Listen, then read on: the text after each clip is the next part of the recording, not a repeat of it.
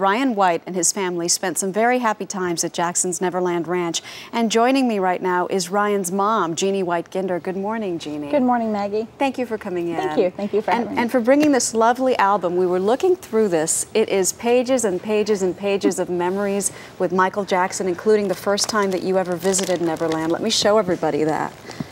Tell me about this, because I know that in Neverland they don't usually allow cameras. Yes, there was no cameras allowed, and I told Michael, I said, Michael, I just have to have a picture of you and Ryan.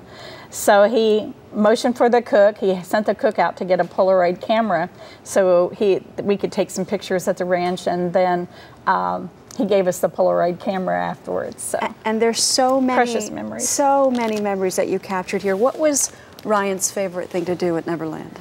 Oh gosh, right. I think that the movie. He liked the movie theater. He just liked being able to do anything you want, order anything you want.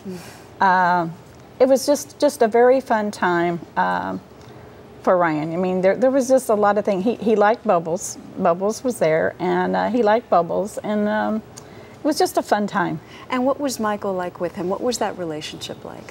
You know, I think people at first became friends with Ryan because they kind of felt sorry for him.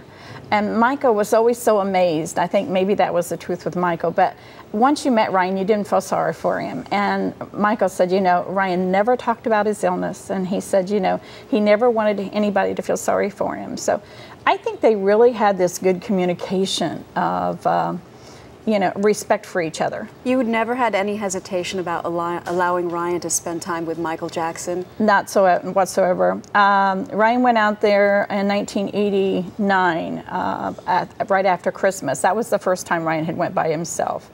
But you know, I think there was just a respect for one another. I mean, it was so funny because Ryan calls me and I said, "What did you do today?" He goes, "Tonight we watched 3 hours of Three Stooges movies." Oh my gosh. You know, and I was like, was it like two kids playing together? I think Ryan was kind of the older. Ryan was 18. So I think he was kind of the older. You know, we always liked staying in the cottages. Do you mean the older between him and Michael Jackson? Ryan was almost more mature, is that what you're saying? Well, Ryan was kind of more mature, and I think Michael had been used to being a lot with youth. He was so interested in everything Ryan liked and what an 18-year-old would like to do, you know. Michael just loved kids. He didn't care what race you were, what color you were, what was your handicap, what was your disease. Michael just loved all children. And I know that he did something incredibly special when he found out what Ryan's favorite car was. Yes, a 1989 Mustang. Michael bought Ryan a 1989 Mustang. And, you know, just to see the joy on kids' faces. I mean, we got a call from the dealership that said that they had a car, you know, for Ryan.